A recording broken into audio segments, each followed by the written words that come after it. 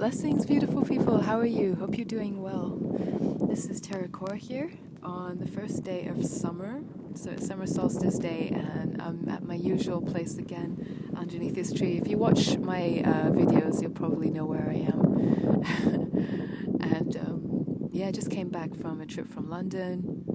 And I had a question from one of the clients who noticed that my trips seem to always correspond to certain times of the year. So I always seem to go around equinox or solstice times, just before it, where the energy seems to be really strong. So for this reason, I wanted to make this video.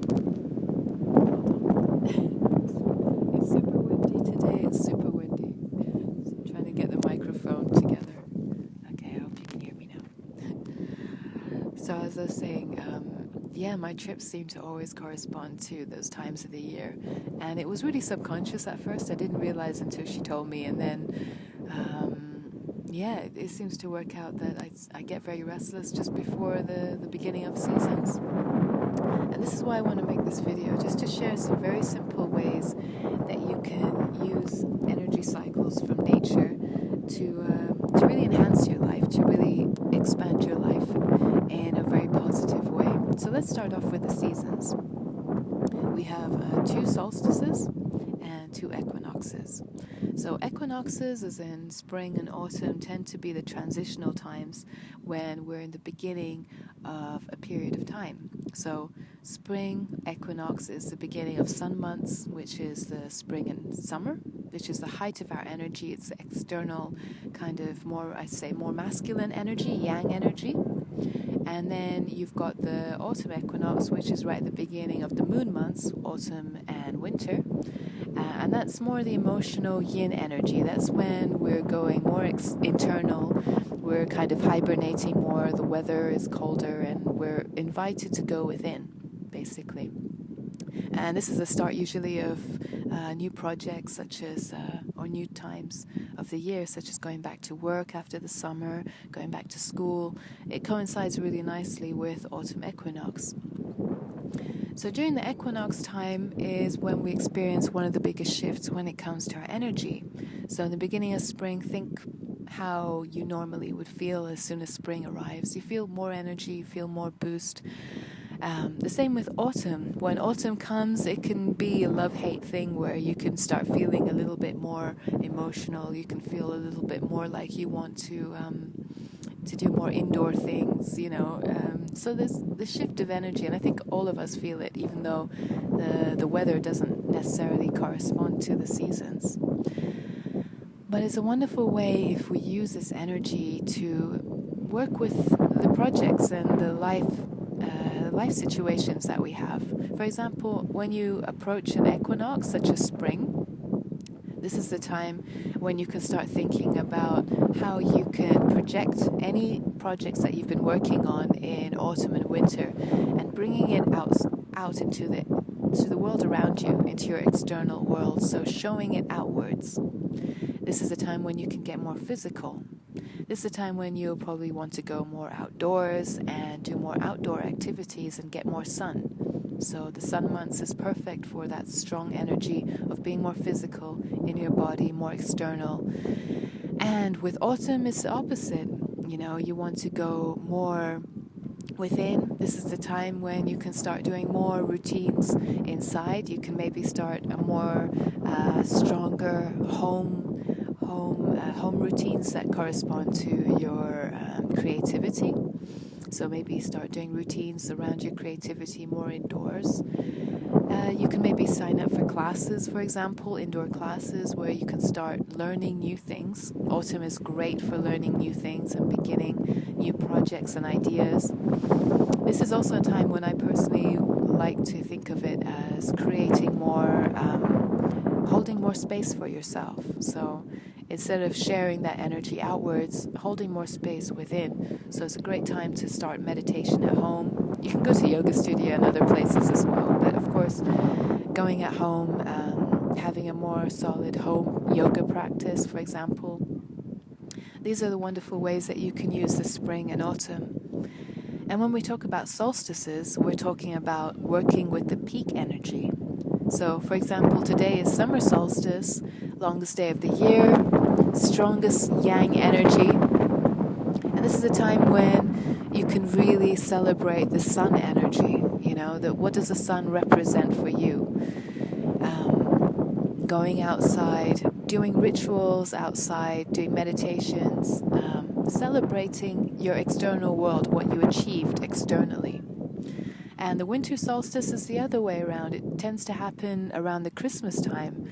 So it's more internal, it's more intimate, it's more related to what's closest to us. And this is where we have things like Christmas, for example, if that's what you celebrate, or other festivals to do with other spiritual practices and religions.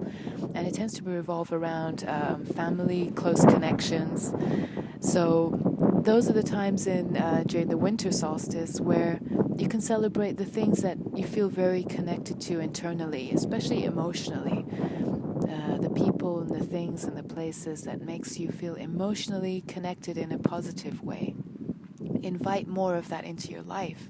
And then we can also talk about the cycles of the moon, because the two main ones that people like to connect with is the full moon and the new moon. So the new moon is wonderful for the start of things.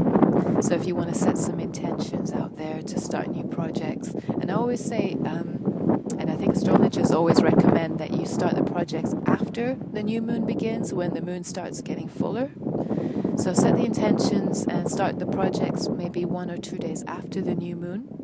And the full moon is when we're bringing in all that energy together, and we can use that space to celebrate the peak of what we were working on, the peak of our projects or the ideas that we were putting together.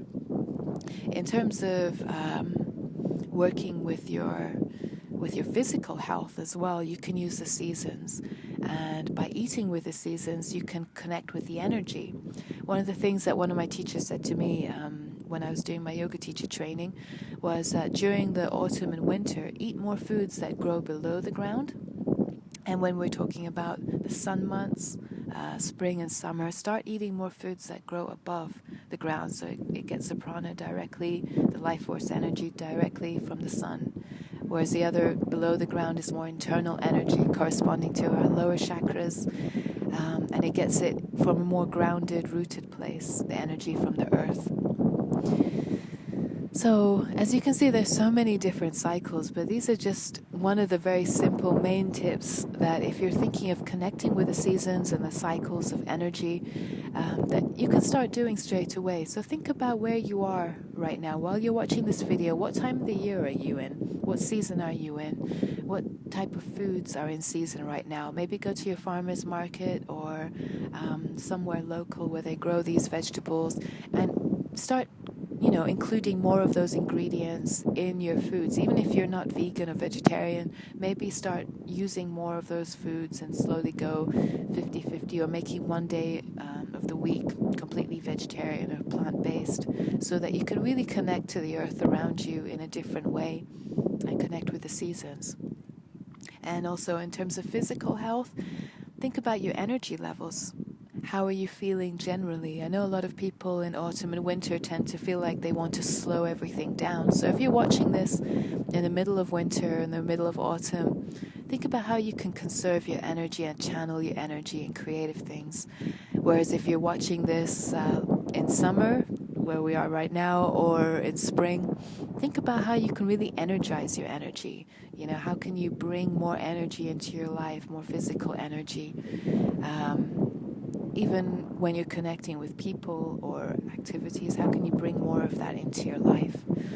So, as you can see, there's a lot of different tips, and what I will do is I will make a blog post on this, so please see the link below, and any links I put around this video, so you can look more into this topic. It's a fascinating thing. It's something that I continue to enjoy exploring and sharing with my clients and my friends and my family.